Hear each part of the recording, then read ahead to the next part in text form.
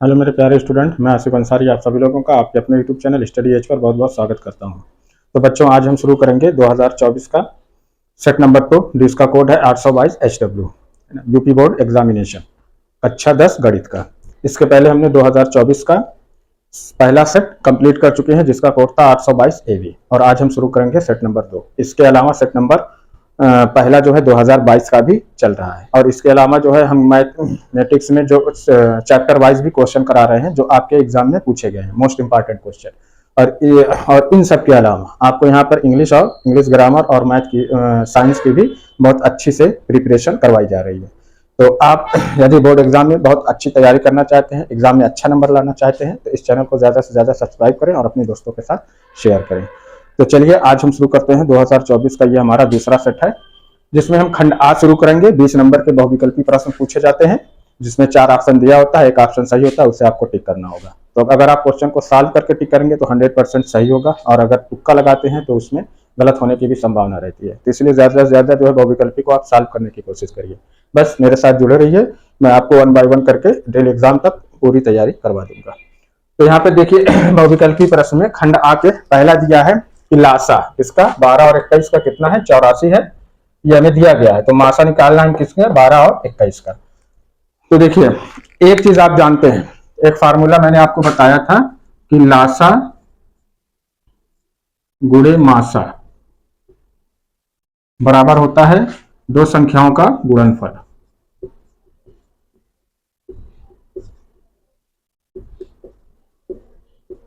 दो संख्याओं का गुणनफल, ठीक है। तो देखिए, दो संख्या हमारी कौन सी है, 12 और 21 है ना।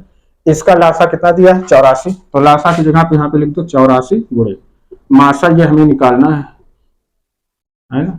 और दोनों संख्या कौन सी है, 12 और 21। तो यहाँ हम करते हैं 12 गुणे 21। अब देखो, मासा बराबर कितना जाएगा, 12 गुणे 21 बटा कितना हो जाएगा बेटा, 84, क्योंकि यहाँ 84 से गुणा है, तो यहाँ 84 से भाग दे देंगे। अब यहाँ देखिए, काट दीजिए, 12 का 12 और 12 सत्ते 84 और 7 तिरिक 21, यानी कि इसका जो है मासा कितना जाएगा, 3। तो ऑप्शन देखिए कहाँ है, पहला ऑप्शन, ये वाला ऑप्शन हमारा क्या होगा, बिल्कुल करेक्ट। अब देखिए प्रश्न नंबर 2। प्रश्न नंबर 2 है कि एक बक्से में 6 नीले, 4 सफेद और 8 लाल कंचे हैं। यदि इस बक्से में से एक कंचा यादृच्छया निकाला जाता है तो इसके नीले रंग के होने की प्रायिकता होगी, क्या हो सकती है। ए दिया है 3/4, बी है 1/2, सी है 1/3 और डी है 0। तो यहाँ पे देखिए, सबसे पहले तो हम ये निकालें कि इस बक्से में कुल कितने कंचे हैं, है ना। तो कुल कंचे,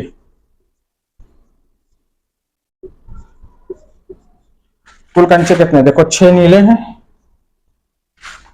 4 सफेद है, प्लस 8 जो है ये लाल है। तो देखो कुल कितना होगा, 6 4 10 8 18, ये आ गया।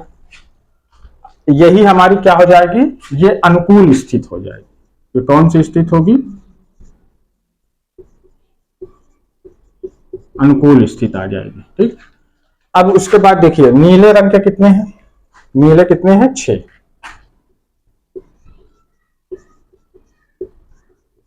नीले रंग के कंचे कितने हैं, 6। अब हमें क्या निकालना है कि नीले रंग के होने की प्रायिकता क्या होगी। जब 6 कंचे हैं, कुल कंचे कितने 18, तो एक बार में एक कंचा निकाला, यानी अधिकतर कितने कंचे नीले की आ सकते हैं, 6 कंचे निकाले जा सकते हैं। तो ये हमारी हो जाएगी, ये अनुकूल स्थित हो जाएगी। ये हमारी कुल स्थित है ना। कुल कितने हैं, 18 हैं, तो ये हमारी कुल स्थित हो गई। और ये जो 6 कंचे नीले के हैं, ये हमारी क्या हो जाएगी, अनुकूल स्थित। तो प्रायिकता क्या होती है, प्रायिकता होती है अनुकूल स्थित बटे कुल स्थित। तो अनुकूल स्थित कितनी है, 6, यानी कि 6 बार आ सकते हैं। तो 6 और बटे कुल स्थित कितनी है, 18। तो 6 का 6, 6 तिरिक 18, यानी कितनी आ जाएगी, 1/3। यानी कि नीले रंग के कंचे की जो निकालने की प्रायिकता आएगी वो कितनी आएगी बेटा, 1/3 आएगी। ऑप्शन कहां देखिए, ऑप्शन सी हमारा क्या होगा, एकदम करेक्ट ऑप्शन होगा। तो आइए अब देखते हैं प्रश्न नंबर 3। प्रश्न नंबर 3 देखो दिया, किसी बारंबारता बंटन के बहुलक तथा माध्यक क्रमशः कितने हैं, 42 और 38.1 है। तो इसका हमें क्या निकालना है, माध्य, इसका माध्य होगा। तो देखिए, ये फार्मूला क्या होता है, फार्मूला होता है 3 गुणे माध्यक बराबर बहुलक धन 2 गुणे माध्य, ये फार्मूला होता है। अब यहाँ पे देखिए माध्यक कितना है 38.1 है, तो यहाँ हम कर देंगे 3 गुणे 38.1 है ना। बहुलक कितना है 42, तो बहुलक की जगह पे 42 लिख लो और 2 गुणे माध्य ये निकालना है। यहाँ गुणा कर दीजिए 3 एकन्नम 3, 3 अट्ठे 24 के 4 आता है 2, 3 तिरिक 9 2 11, एक अंक के बाद दशमलव लगाए तो कितना आ जाएगा 114.3 बराबर 42 धन 2 गुणे माध्य। अब 2 गुणे माध्य, माध्य का 2 गुना ये निकालेंगे तो हम 42 इधर लाके क्या कर देंगे माइनस कर देंगे, घटा देंगे, ये धन 42 इधर आएगा तो ऋण 42 हो जाएगा, तो 114.3 ऋण 42 बराबर 2 गुणे माध्य ये बच्चा। अब यहां से देखो घटा दीजिए, 4 में से ये 2 निकालेंगे कितना बच्चा 2, ठीक है, और 11 में से ये पूरा 4 निकाल दो कितना बचेगा 7, 72.3 बराबर 2 गुणे कितना आ गया माध्य निकालेंगे, तो यहाँ देखिए माध्य में 2 का गुणा है तो इधर लाके हम 2 से क्या कर देंगे भाग दे देंगे, तो ये हमारा हो जाएगा 72.3/2 बराबर यहाँ क्या बच्चा हमारा माध्य। यहाँ आप भाग दे दीजिए, देखिए 2 से हम 7 में लेके जाए कितनी बार जाएगा 2 तिहाई 6, 3 बार गया, 7 में से 6 निकाले कितना बचेगा 1, अब 1 के बगल में 2 उतारेंगे 12 हो जाएगा, तो 2 छक कितना हो गया 12, ठीक है। अब ये दशमलव लगा दिए, 3 में लेके जाएंगे तो 2 एकन्नम 2, एक बार जाएगा, 2 3 में से 2 निकाला कितना बचा 1, दशमलव लगा ही 0 बढ़ा लेंगे तो 10 हो जाएगा, तो 2 पच्चे 10, यानी कि कितना आ गया ये जो हमारा माध्य आ जाएगा, माध्य बराबर कितना आएगा 36.15, यही हमारा क्या हो गया आंसर हो गया। अब इसको ऑप्शन में देख करके टिक कर देंगे, 36.15 कहाँ है ऑप्शन बी, ये हमारा क्या होगा एकदम करेक्ट हो जाएगा। 4 प्रश्न नंबर 5 में 4 में देखो ये सारणी है जिसमें देखो वर्गंतराल और बारंबारता है। वर्गंतराल कितनी है 0 से 5, 5 से 10, 10 से 15, 15 से 20 और 20 से 25। बारंबारता क्या 0 से 5 की है 7, 5 से 10 की है 11, 10 से 15 की है 15, 18 से 20 की है 18, 20 से 25 की है 9। अब इसमें कहा है कि बारंबारता बंटन का बहुलक वर्ग होगा, यानी बहुलक वर्ग कौन सा आएगा, ए है 0 से 5, बी है 5 से 10, सी है 10 से 15 और डी है 15 से 20। तो बहुलक वर्ग निकालने के लिए हम जानते हैं कि जिस वर्ग में की बारंबारता सबसे अधिक होगी वो हमारा बहुलक होगा और उसका वर्गंतराल जो होगा वही बहुलक वर्ग होगा। तो इसमें देखने पे हमें दिखाई दे रहा है कि ये जो 18 है इसकी बारंबारता क्या है सबसे ज्यादा है ना, 18 की बारंबारता सबसे अधिक, यानी 18 सबसे अधिक बार आया है, तो इसका वर्गंतराल कितना है 15 से 20, यही हमारा क्या हो जाएगा बहुलक वर्ग हो जाएगा। तो ऑप्शन कहाँ है डी, यानी कि ये वाला ऑप्शन हमारा बिल्कुल करेक्ट होगा, ऑप्शन डी 15 से 20। प्रश्न नंबर 5 है, देखिए कि 52 पत्तों की अच्छी तरह फेंटी गई एक गड्डी में से एक पत्ता निकाला जाता है, तो एक तस्वीर वाले पत्ते की प्राप्त करने की प्रायिकता होगी। ए है हमारे पास 1/52, बी है 1/13, सी है 3/13 और डी है 1/4। तो चलिए हम देखते हैं कौन सा ऑप्शन हमारा सही है। तो यहाँ पे देखिए पत्तों की संख्या कितनी है 52, कुल पत्ते हमारे पास है, कुल पत्ते कितने हैं 52, यही हमारी क्या हो जाती है कुल स्थिति हो जाएगी, है ना। अब इसमें कहा कि एक तस्वीर वाले पत्ते, तो तस्वीर वाले पत्ते कितने होते हैं 52 पत्तों में तस्वीर वाले पत्ते जिसपे तस्वीर छपी हो, चित्र बना हो, वो कितने होते हैं 12, है ना। 52 पत्ते में तस्वीर वाले पत्ते कितने होते हैं 12 होते हैं। अगर आपने नहीं देखा हो तो आज जाकर के देख लीजिएगा, है ना। 52 पत्तों की संख्या में तस्वीर वाले पत्तों को छाटिएगा, देखिए कितने तस्वीर वाले चित्र वाले पत्ते कितने निकलते हैं, तो वो संख्या होती है 12। तो अब हमें क्या निकालना है कि एक तस्वीर वाले पत्ते की प्रायिकता क्या होगी। तो जब 52 पत्ते में 12 तस्वीर वाले पत्ते हैं, है ना, तो कितनी बार जब हम पत्ता एक एक निकाले जाएंगे तो कितनी बार आ सकता है 12 बार तो ही आ सकता है। तो यही इसकी क्या होती है अनुकूल स्थिति, है ना। अनुकूल स्थिति कितनी आएगी 12 ही आएगी। तो ये जो प्रायिकता निकालने आई जाती है तो प्रायिकता क्या हो सकती है तस्वीर वाले ने, एक पत्ता निकालने की प्रायिकता क्या होगी, तो अनुकूल स्थिति कितनी बन रही है हमारी 12 और कुल स्थिति कितनी है 52 में से ये निकाला जाएगा, ये हो जाएगा। अब यहाँ पे देखो इसको काट दिया हमने, 2 छक 12 और 2 दूना 4, 1 बचा, फिर 2 छक 12, फिर यहाँ देखो 2 तिहाई 6 और 2 एक अन्नम 2, 2 तिहाई 6, यानी कितना आ रहा है 3/13। यही जो है तस्वीर वाले एक पत्ते निकालने की क्या होगी प्रायिकता होगी। ऑप्शन कहाँ है देखो सी, ये ऑप्शन हमारा बिल्कुल करेक्ट है। अब उसके बाद देखो प्रश्न नंबर 6। प्रश्न नंबर 6 में है कि एक परिमेय संख्या और एक अपरिमेय संख्या का अंतर होता है। तो मैंने आपको बताया है, तो देखो अगर एक परिमेय संख्या हो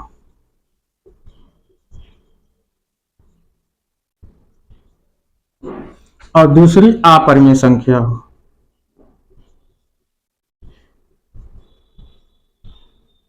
अब इनके बाद देखो प्लस का हो, इनके बीच माइनस हो, है ना, गुणा का हो या फिर भाग हो, ठीक है। तो इसका जो हमें रिजल्ट मिलेगा, इसका जो रिजल्ट आएगा वो हमेशा क्या होगा अपरिमेय संख्या होगा, है ना।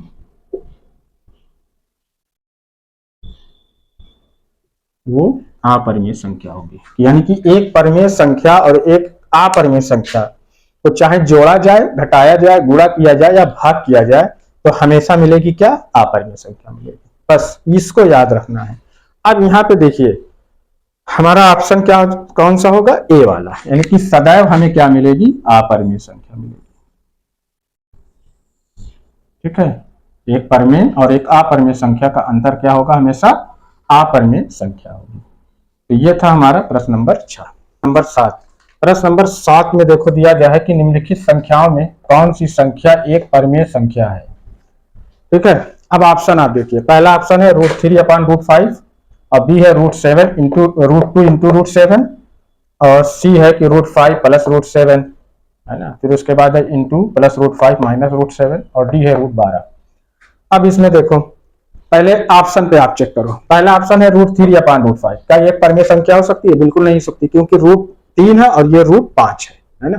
तो 3 भी ये परफेक्ट स्क्वायर नहीं है ना, इसका भी हम वर्गमूल नहीं निकाल सकते परफेक्ट स्क्वायर रूट, और √5 का भी हम परफेक्ट स्क्वायर रूट नहीं निकाल सकते। तो ऐसी संख्याएं जिनका हम परफेक्ट स्क्वायर रूट नहीं निकाल सकते वो क्या होती हैं अपरिमेय संख्या होती है, यानी कि इनका हम पूर्ण वर्गमूल नहीं निकाला जा सकता। जैसे रूट अगर 16 है तो 4 चौका 16 4 आ जाएगा, है ना। √9 में है तो 3 तरीका 9 3 आ जाएगा, ठीक है। जैसे 25 है ना, तो 5 बचे 25 5 आ जाएगा, लेकिन 3 का और √5 का इसका परफेक्ट नहीं आएगा, ये दशमलव में आएगा, तो ये क्या होंगी हमारी अपरिमेय संख्या होगी, तो ये ऑप्शन तो नहीं हो सकता। इसी तरीके से आप बी में देखो ये कितना है √2 को भी हम नहीं निकाल सकते परफेक्टली, √7 है, √7 का भी हम पूर्ण वर्गमूल नहीं निकाल सकते, तो √2 इंटू √7 ये भी क्या हो जाएगी एक अपरिमेय संख्या होगी, क्योंकि दो अपरिमेय संख्याओं का गुणनफल क्या होगा एक अपरिमेय संख्या होगी।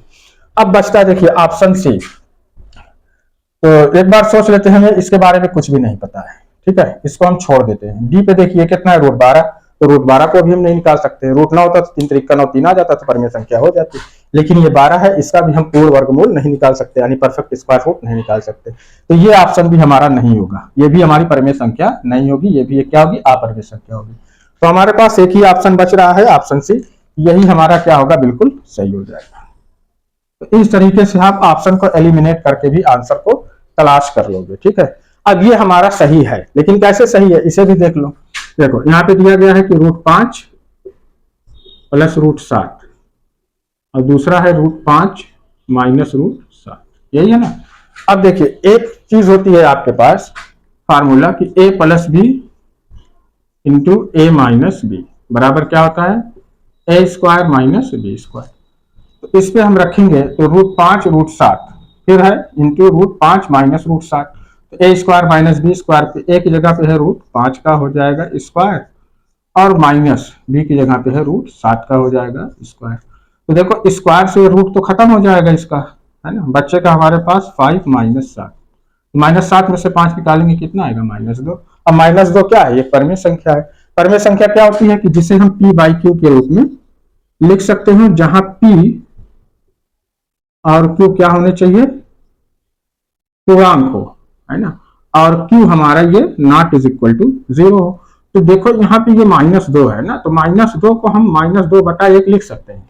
और -2 क्या है, ये भी एक पूर्णांक है, और एक क्या है, ये भी एक पूर्णांक है।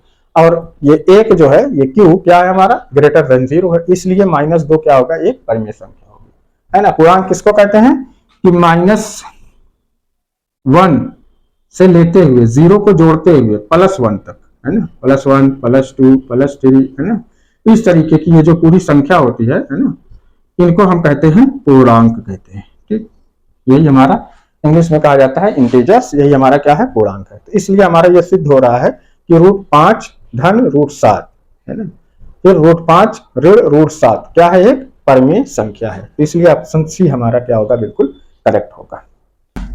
प्रश्न नंबर 8 है कि बिंदु A, B और B, -a के बीच की दूरी होगी। A है हमारे पास 2a, B है 2, ब्रैकेट में है a- और C है रूट में देखो 2a² + 2b² - 4ab, और D है हमारा रूट में 2a² + 2b²। तो यहाँ पे देखो दो बिंदु है, कौन कौन सा, देखो A है और B, और दूसरा है हमारा B है और -a है। ठीक है, इनके हमें क्या निकालना है, बीच की दूरी निकालना है। तो ये देखिए हमारा क्या है, ये x1 है और ये है y1, ये देखो x2 है बेटा और ये है y2, है ना। तो दो बिंदुओं के बीच की दूरी, है ना, दो बिंदुओं के बीच की दूरी क्या होती है, ये देखो होती है √x1 - x2 का whole square plus y1 - y2 का होल स्क्वायर, ये होता है। ठीक, अब यहां पे देखो हम सारी वैल्यू को पुटअप कर दें। ठीक, अब देखिए यहाँ x1 बराबर कितना है, a, माइनस x2 बराबर कितना है, b, इसका क्या हो गया, होल स्क्वायर प्लस, अब देखो y1 की वैल्यू कितनी है, b, अब उसके बाद देखिए y2 की वैल्यू कितनी है, माइनस, ये माइनस और ये माइनस, तो माइनस इंटू माइनस यहाँ क्या हो जाएगा, प्लस a का स्क्वायर, ये हो गया। अब इसको हम सॉल्व कर लेते हैं। देखिए a - b का होल स्क्वायर बराबर क्या होता है, a² - 2ab + b² प्लस, अब ये b प्लस है, वही a + b को तोड़ लो तो क्या हो जाएगा, b² + 2ab + a²,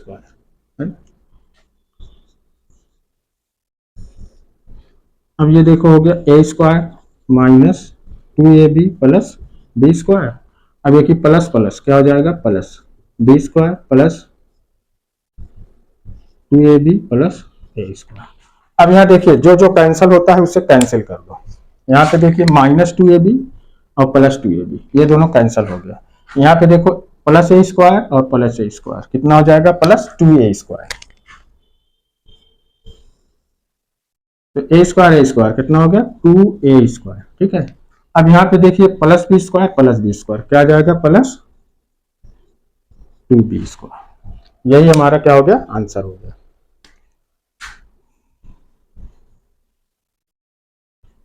ऑप्शन देखिए हमारा कहाँ है, डी, 2a² रूट में 2a² + 2b²।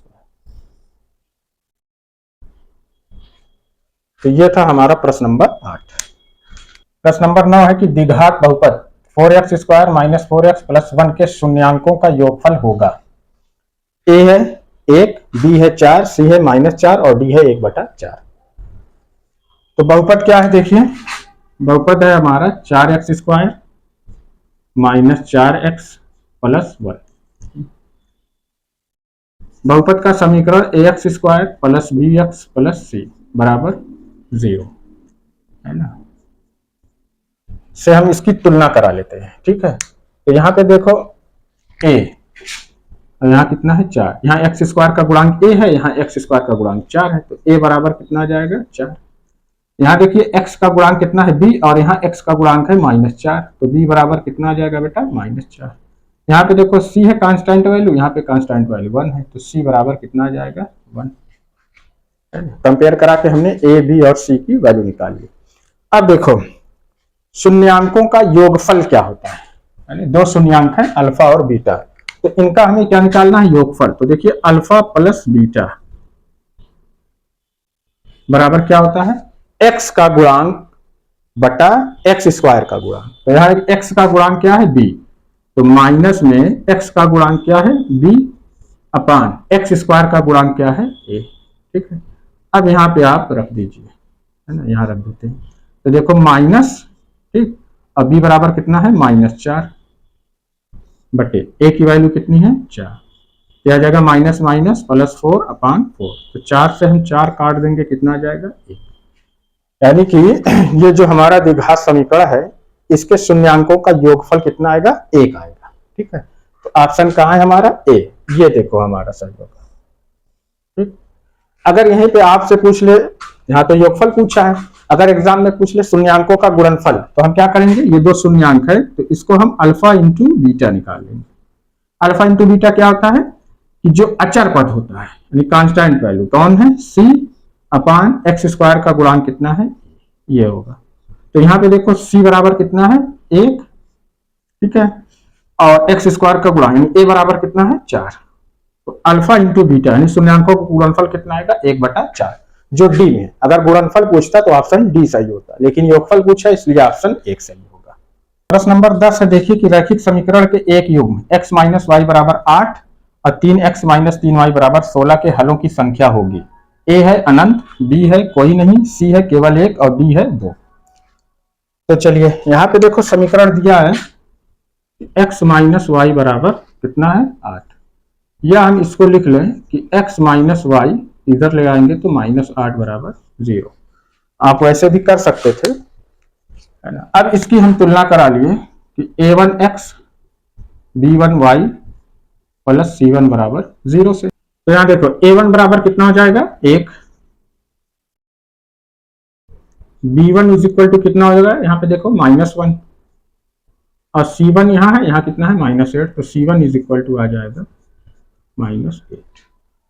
दूसरा समीकरण है हमारा 3x माइनस 3y बराबर 16। इसको भी आप ऐसे लिख लो, 3x इधर प्लस 16 इधर लाएंगे तो -16 बराबर 0 के। अब इसकी हम तुलना करा लेते हैं किससे, a2x b2y प्लस c2 बराबर 0 से। अब यहाँ देखो a2, यहाँ पे देखिए x का गुणांक a2, यहाँ x का गुणांक 3 है, तो a2 बराबर कितना आ गया, 3। इसी तरीके से b2 बराबर आ जाएगा -3 और c2 बराबर आ जाएगा -16। हो गया इतना। अब हम निकालते हैं, देखो हम निकालेंगे a1 अपान a2। a1 बराबर कितना आया हमारा, 1 बटा, और a2 बराबर कितना है, 3। हम निकाल लेते हैं b1 अपान b2। तो b1 बराबर कितना है, देखो -1 और b2 बराबर है -3, यानी माइनस माइनस हटा दें तो ये भी आ जाएगा हमारा 1/3। इसी तरीके से देखो c1 अपान c2 कितना है, -8 बटे -16, माइनस से 8 कन्ना 8, 8 गुनी 16, यानी कितना आ जाएगा, 1/2। ये आ गया।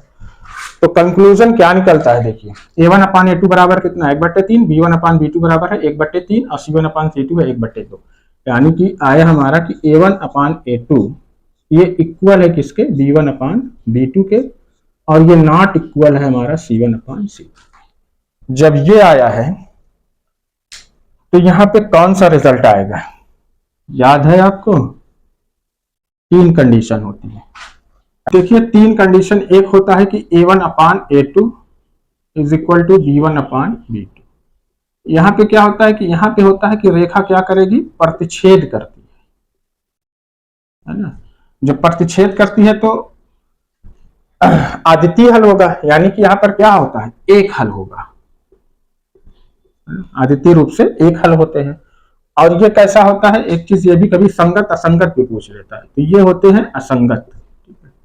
दूसरा देखो होता है कि a1 upon a2 is equal to b1 upon b2 is equal to C1/C2। यहाँ पे क्या होता है कि रेखाएं जो है ये संपाती होती हैं। कैसी होती हैं? संपाती होती हैं। और इसमें जो है अपरिमित रूप से अनेक हल होता है। यहाँ क्या होता है? अपरिमित रूप से अनेक हल होते हैं, ये याद रखना। और ये कैसी होती है? ये संगत, कभी संगत असंगत भी पूछता है कि रेखाएं संगत होंगी या असंगत होंगी। तो यहाँ पे क्या होती है? संगत होती है। तीसरी देखो कंडीशन जो होती है वो होता है कि A1/A2 is equal to B1/B2 और not is equal to C1/C2। तो यहाँ पे जो होता है वो रेखाएं कैसी होती हैं? समांतर होती हैं, है ना?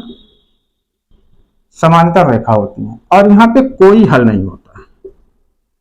यहाँ पे जो समीकरण का हल आएगा वो कोई हल नहीं होगा। और ये भी कैसी होती है? रेखाएं संगत होती है, ये याद रखना। कभी कभी संगत और असंगत पूछता है। तो ये 3 कंडीशंस होती हैं। A1/A2 is equal to B1/B2। इसका मतलब है कि रेखा क्या करेगी? वो प्रतिच्छेद करेगी इस तरीके से, है ना? ये इसे प्रतिच्छेद करेगी। दूसरा है कि A1/A2 is equal to B1 is equal to C1। इसमें क्या होता है? संपाती। जैसे एक रेखा है उसी पे इसी तरीके से ये दूसरी रेखा भी जाती है ना? ये संपाती होती है। और उसके बाद देखो ये होता है तीसरा कि A1/A2 is equal to B1 not is equal to C1। ये रेखा क्या होती है? समांतर होती है। एक रेखा ऐसे गई तो ऐसे उसके समांतर दूसरी रेखा जाती है। तो ये कहीं पर भी नहीं मिलती है ना एक दूसरे से। तो यहाँ पे जो है कोई हल नहीं मिलेगा। और जब संपाती है तो वहां पे अपरिमित रूप से अनेक हल होता है, वो भी संगत होती है। और समांतर रेखा होगी तो वो भी संगत होगा। और जब दोनों A1/A2 is equal to B1/B2 है तो रेखा क्या करती है? प्रतिच्छेद करती है और कोई एक हल होता है। तो हमारा क्या मिला है कि A1/A2 is equal to B1/B2 is not is equal to C1/C2। तो यहाँ पे क्या होता है कि कुछ समांतर होंगी ना, यहाँ पर रेखा कैसी होंगी?